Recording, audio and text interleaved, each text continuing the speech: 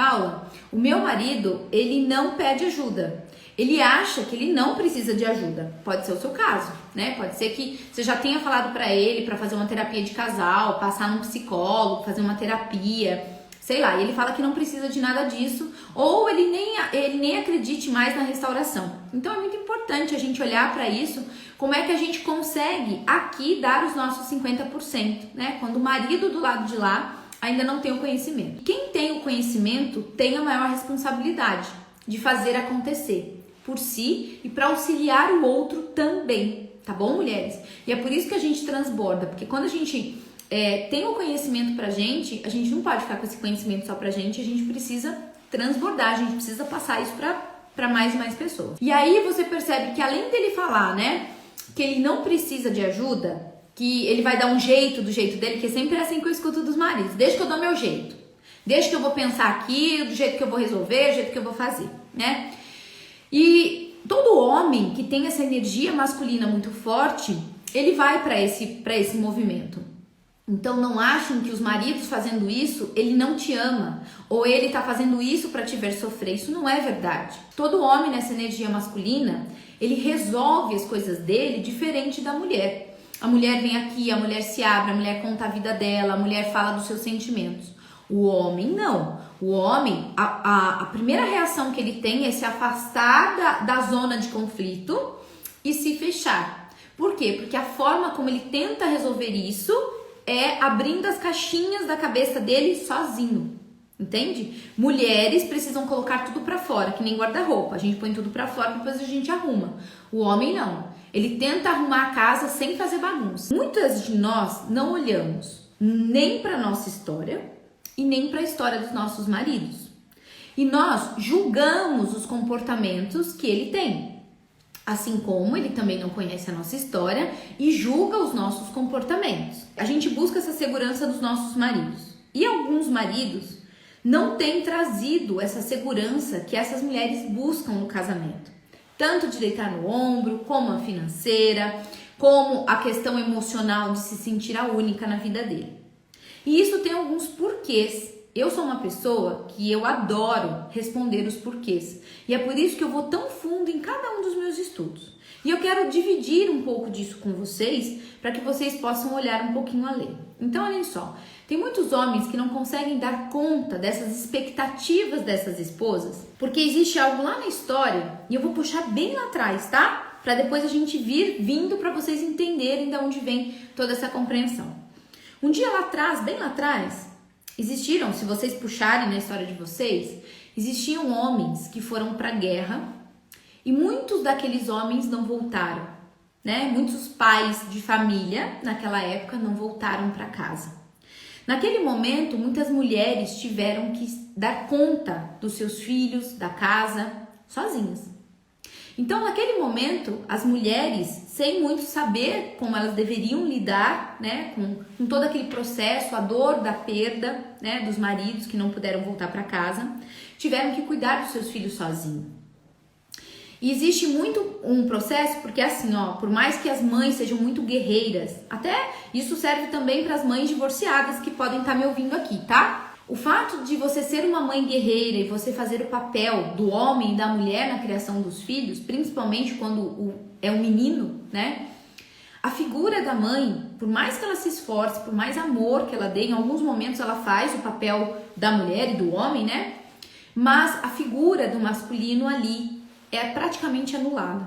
Então, muitos maridos foram criados nessa energia da mãe, da avó, das tias, e eles não tiveram um modelo de um homem ali.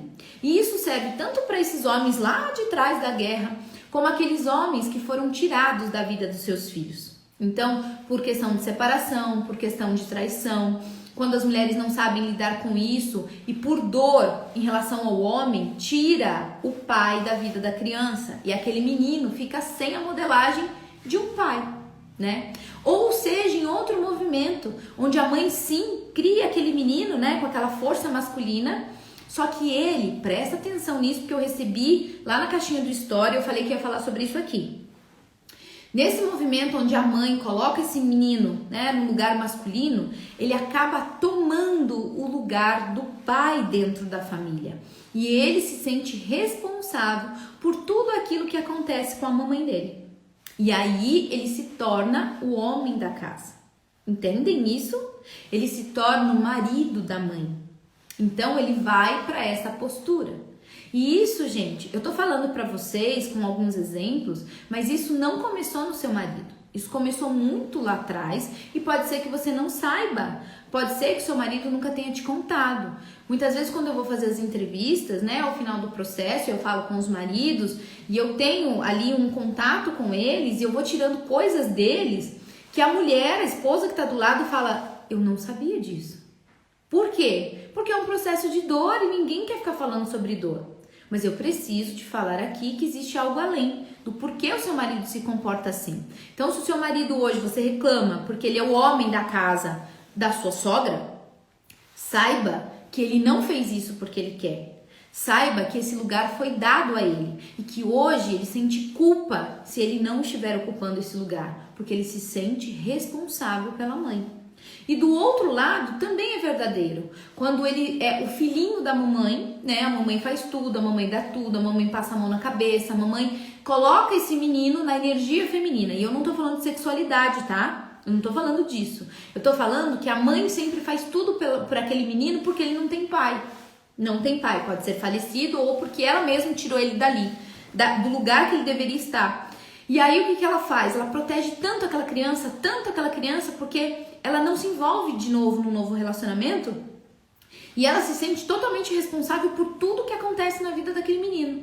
E aí ela protege de uma tal maneira que ele não sabe lidar com as adversidades do mundo. Vamos colocar aqui uma situação em que o pai foi embora de casa. Porque isso serve tanto para guerra, mas como para casos muito, muito reais, né? Muito atuais. Quando, por exemplo, os pais se separam, a mãe briga com o pai e muitas vezes a mãe, de forma inconsciente, para penalizar o pai, né, usa a criança nesse movimento para penalizar por uma traição, por ele ter ido escolhido uma outra família, sim? E nesse processo de penalização, quando o pai vai embora, a criança não entende a manipulação da mãe. Eu não tô aqui para julgar tua mãe, eu não tô aqui para julgar teu pai, eu não tô aqui para julgar a história deles, pelo amor de Deus.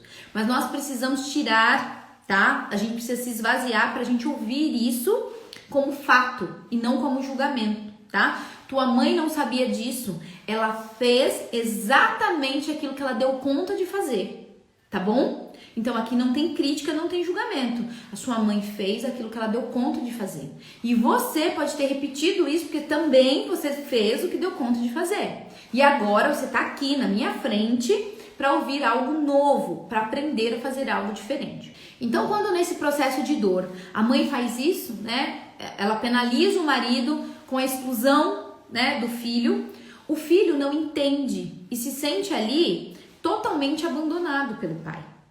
E naquele processo de dor, até mesmo para ele, ele sabe, porque a mãe fala, né? Seu pai não vale nada, seu pai não presta, seu pai nunca me ajudou em nada, quem te criou fui eu sozinha. E eu não tô dizendo que isso não aconteceu, né? Mas ela traz todas aquelas dificuldades de casal para o filho.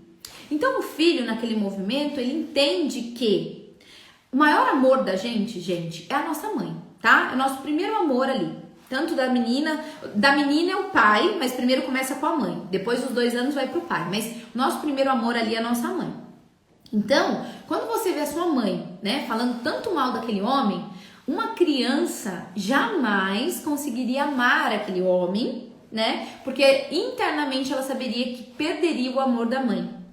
Olha só. Então, nesse movimento por amor à mãe, essa criança exclui o pai da vida dela. Quando aquela mãe faz a exclusão do pai, ela sabe que na alma, se ela se aproximar do pai, automaticamente ela fica contra a mãe. Então, naquele movimento, ela exclui o pai ali. E muitas vezes, gente, importante falar isso, tá? Maridos que tiveram o pai falecido muito cedo. A criança, ela não entende a morte. Primeiro, ela entende a morte como um abandono. E eu sei, tem muita mulher adulta aqui que não tinha essa compreensão. Então, o falecimento do pai não vem como uma morte, mas vem como um abandono. E às vezes a gente inconscientemente culpa, fica com raiva deles, porque eles foram embora e eles nos deixaram sozinhos. Então, antes da saudade vem a raiva, entende? Então, muitas vezes você pode ter aí um marido agressivo, um marido raivoso, que às vezes ele solta os cachorros sem motivo aparente. Você não sabe o que está acontecendo ali por detrás, porque você não sabe qual é a história dele. Então você vai vendo que a história revela muito do porquê a gente faz o que faz do jeito que faz.